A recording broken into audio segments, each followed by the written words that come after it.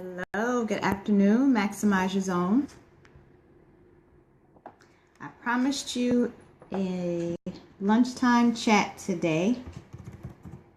Sorry, this is a late lunch for me. I apologize. Work is kicking my butt. But I digress. I promised you a lunchtime chat today to talk about the post that I had shared the other day in regards to what people say and admire about you and why those things are important. And I'm trying to bring up the post so I can quote some of those things. So just give me 1 second. And I'm sure many of you are probably back to work and you're not going to see this until later. You're going to watch the replay, and that is perfectly fine. As long as you watch it and as long as you learn, that's the most important part. So, this is going to be really quick because I have an appointment that I have to get to as well. But I asked in the post, I said, what do others most admire about you? And in the comments, share those things. And if you're not sure, to ask 3 people what they most admire about you, and make a list of those things and what seems to be the common thread. So based on your comments, and thank you to those who responded and gave their input. I appreciate it because it gives me a lot of feedback, a lot I can use to help you. So this is off the cuff. I really love that you guys do follow up. When I ask the questions, you follow up and you answer, because like I said, it gives me feedback and it gives me enough that I can go on, that I can help you. So I appreciate that. So a lot of you said, like, for example, Janine says she goes after what she wants. Hey, Internet, she goes after what she wants. She doesn't give up easily, and she's a foster parent. Ebony said she's a friend once said that she is the most faithful person she knows. Tamika said, I'm a fighter, very loyal, honest, and blunt. And I had to call some people out. Precious said that most people say they admire her stride and confidence, her honesty, and her ability to adjust in any situation. And Shalonda said, I often hear that I am genuine, I inspire others. Goodness, sorry, I need to get some of my green tea.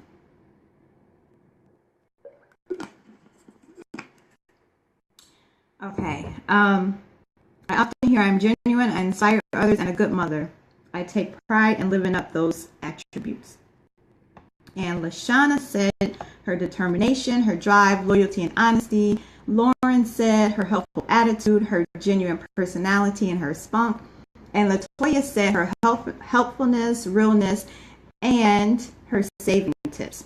So those are really, really good attributes. And I know a lot of you probably have never thought to think about what people admire about you, how that builds your personal brand. And the reason why I say it builds your personal brand, it's a part of your personal brand, is because those are the things that people see in you. And it's easy to say that my brand is about building, women up, and it's about, women maximizing their purpose, and it's about this and it's about that. It's easy for me to say what I think my brand is about, but when you ask other people, what do they see in you? What do they admire about you? That, in essence, is your brand.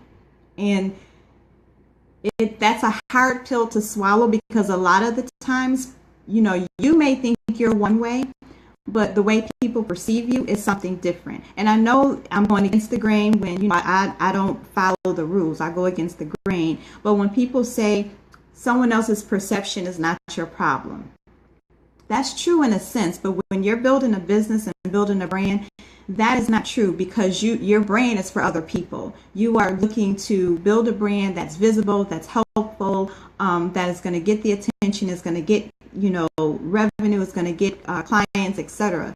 So your brand, in essence, is what people think of you and how they think of you. So that is number one, very important. So if you are asking people what they admire about you or what they see in you, if they're seeing something negative, if they're seeing you, you're judgmental, you don't listen, it's hard to talk to you, or if your brand is, it feels cold, it's very stuffy. If you're hearing those things, you may want to take stock. You may not want to think that it's criticism. You may not want to think that, oh, they're just hating. No, you may want to kind of like really take some internal thoughts and say, okay, is this the message that I'm putting out? Is this what I want people to perceive as what my brand is? Am I stuffy? Am I putting out this coldness that, people assume that this is, what the brand is? Is this the reason why I'm not getting the visibility and the clients and customers that I want? Because this is the energy that I'm putting off. So it's very important that you continue to, as you go through your journey, personal and business, to continue to ask people about their experience with you. How do I make you feel? What value do I bring to the table to you? What value do you get from me? When you ask those things and you listen openly, you begin to build a brand that people admire and respect. So for those of you who said, going back down to that post, Janine, where she says she goes after what she wants. That's an admirable trait, because for a person who's maximizing, you're going after what it is that you want. So if you are building your business, your personal brand, when people see that about you, if someone is at a point where they're stuck and they're at a standstill and they see you and they see that trait in you, that she really goes after what she wants, that's going to be something that they're going to relate to, because they're going to want to know, how can I do that? How can I learn that, to have that type of attitude that I go after what I want no matter what? So that is a awesome trait to have, and use that in building your brand. In some way, use it in your tagline, use it in your content, use it in your social media, so that those are the people that you want to attract, because they can relate to that. Tamika said, I'm a fighter, very loyal, honest, and blunt.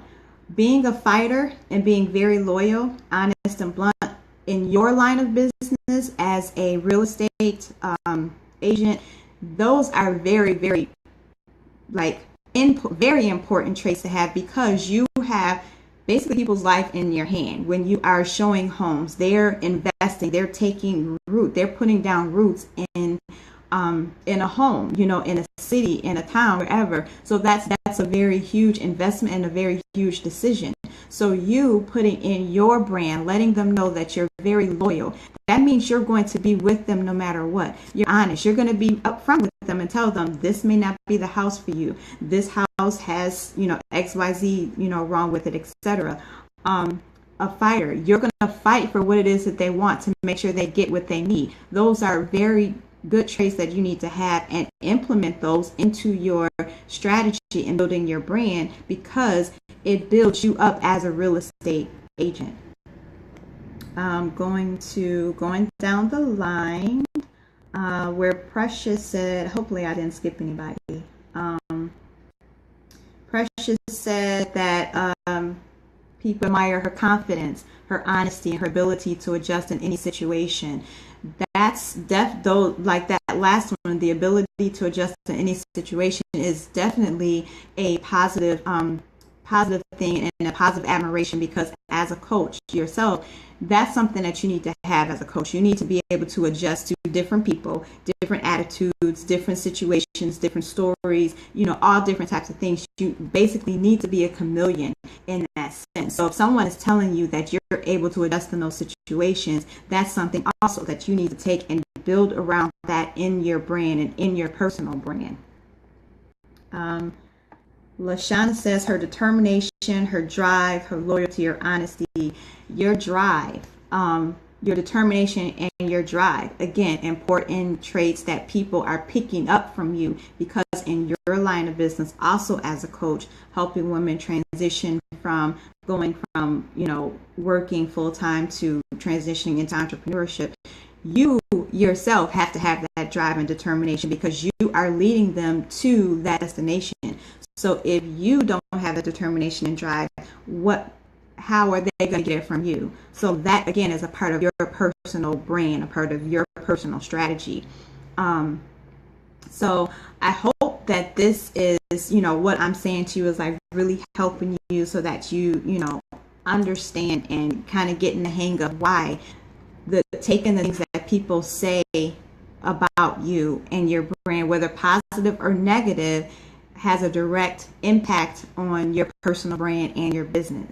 So don't take those things lightly. When someone says, like to me, they'll say like, I'm good at listening, I'm good at giving advice. I may not take my own advice. I may, go around the bush, 50 times before I realize, I should have took, my own advice.